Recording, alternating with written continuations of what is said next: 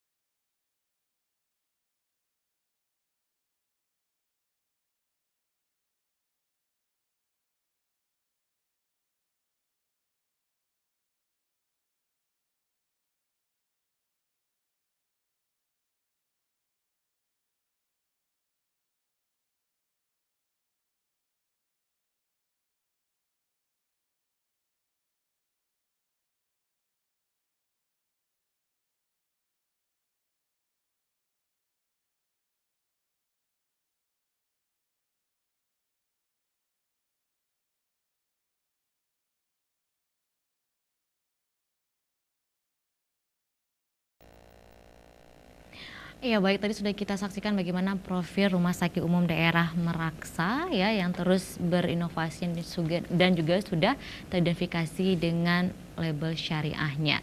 Baik, sudah hadir di sini narasumber, ada pertama sekali ada Pak Wali Kota Banda Aceh ya, Bapak Haji Aminullah Usman SE AKMM. Assalamualaikum Bapak. Waalaikumsalam warahmatullahi wabarakatuh. Baik, terima kasih sudah hadir di studio CTV.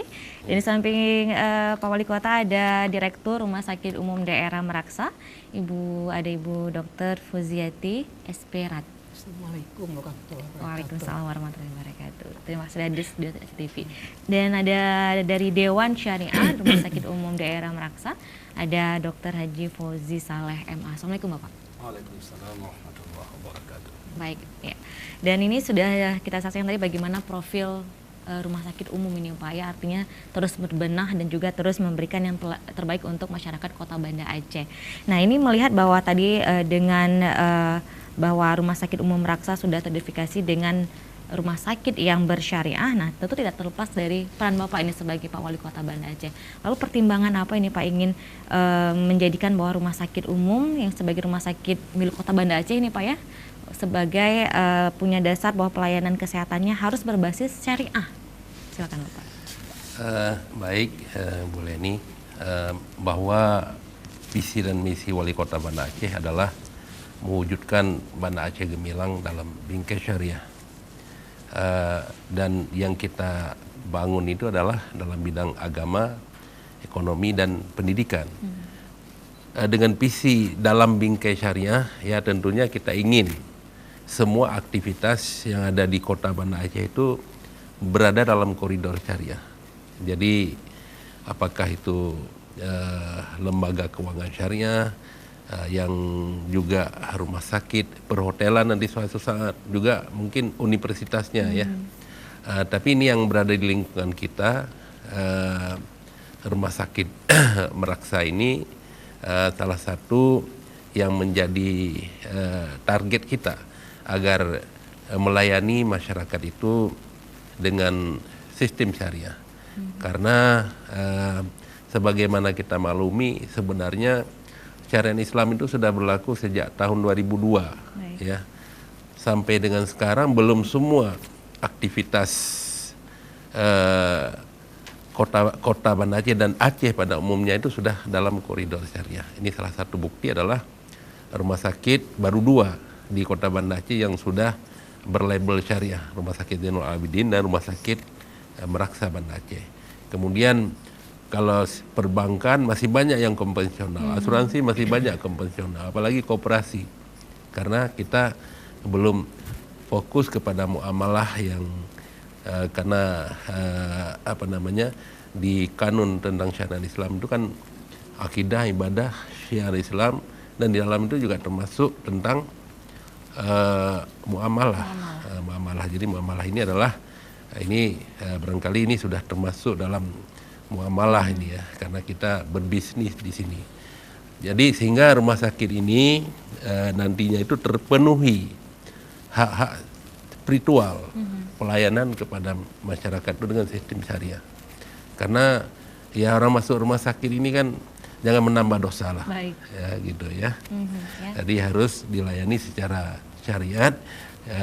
Misalnya nanti rumah sakit ini saja harus rekening banknya syariah. Harus syariah. Harus syariah. Jadi menyetor harus di syariah. Kemudian juga segala bentuk pelayanan itu mulai masuk di rumah sakit. Mungkin kalau ada yang meninggal itu bagaimana nanti ibu penanganannya itu sistem syariahnya bagaimana. Jadi semuanya kita nambahkan pahala walaupun dia sedang terbaring di rumah sakit, tapi dia menambah pahala, tidak menambah keribanya, gitu. Baik, ada di sini pemerintah Kota Banda Aceh sudah mengatur bahwa kebijakan Rumah Sakit Umum Meraksa sudah dalam penerapan pelayanan yang Islami. Nah, tentu ada tahap-tahapan yang harus diproses untuk menuju ke kebijakan seperti itu, Bu ya. Mungkin Ibu sebagai direktur dari Rumah Sakit Umum Daerah Meraksa ini mungkin seperti apa ini, Bu? Proses-proses untuk dijadikan sebagai rumah sakit umum dengan label syariah ini, Bu. Terima kasih, Bu Leni. Untuk menuju ke rumah sakit umum daerah Meraksa yang dapat disertifikasi sebagai rumah sakit syariah, yang pertama kali syaratnya itu rumah sakit sudah terakreditasi oleh Komite Akreditasi Rumah Sakit Nasional. Jadi di mana kalau sudah terakreditasi, maka seluruh pelayanan kesehatan, manajemen sudah sesuai dengan prosedur-prosedur yang dibuat sesuai aturan. Pelayanan kesehatan sesuai dengan ilmu kedokteran yang kita tuangkan dalam SOP.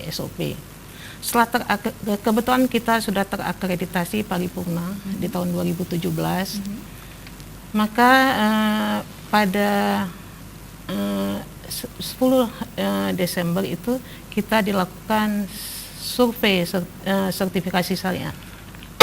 Sebelum survei, maka kita dalam 6 bulan dilakukan pendampingan oleh tim Mukisi, Majelis Upaya Kesehatan Syariah Indonesia, di mana sebenarnya untuk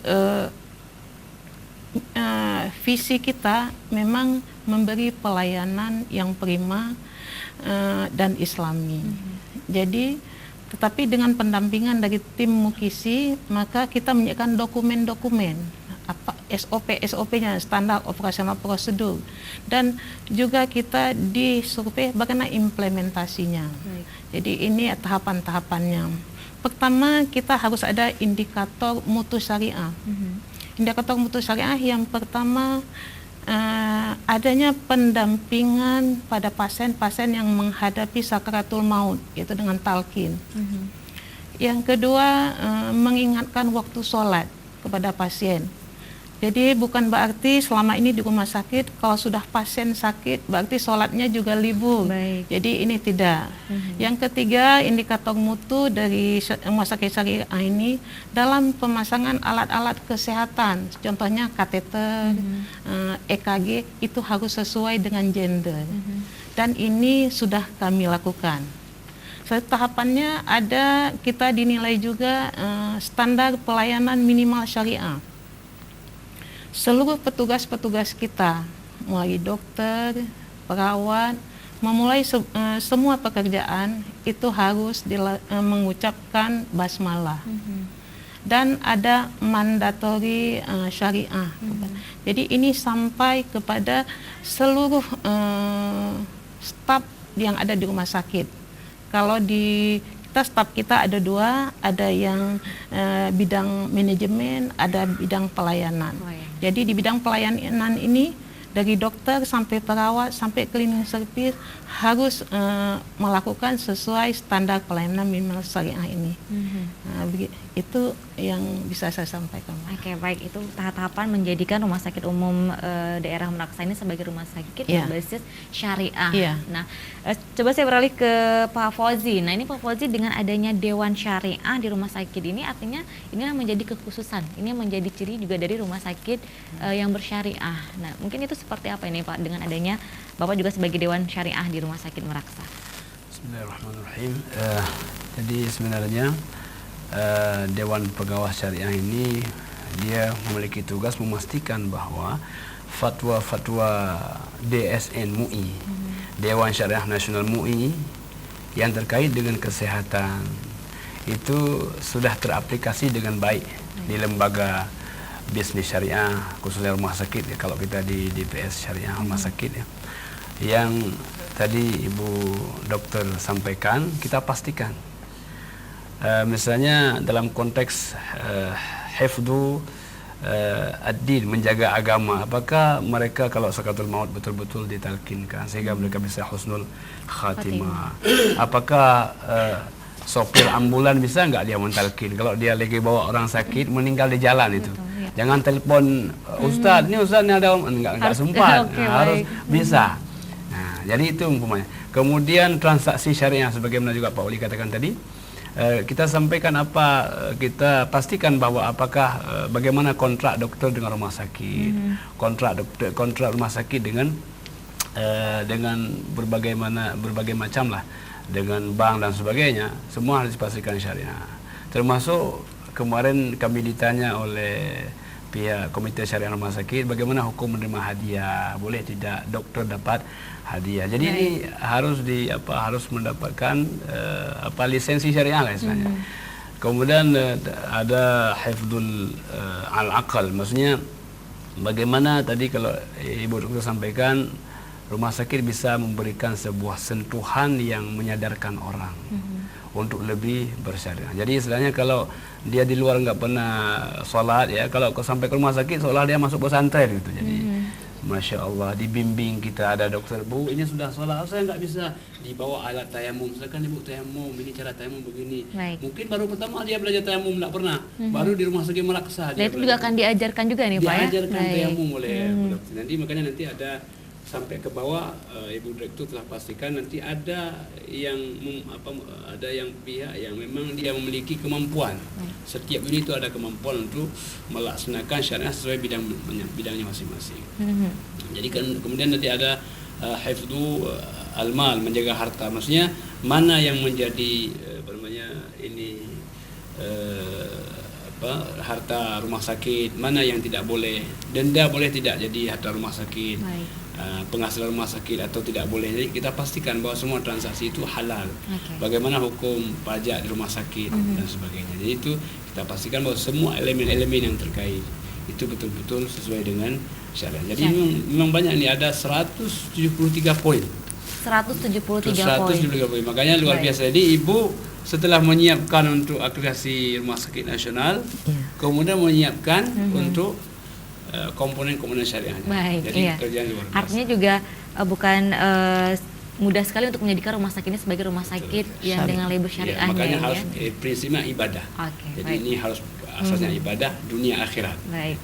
Ya, dan pemirsa di rumah, kita akan kembali lagi usai pariwara berikut ini, tetap bersama kami dalam program Talk Show.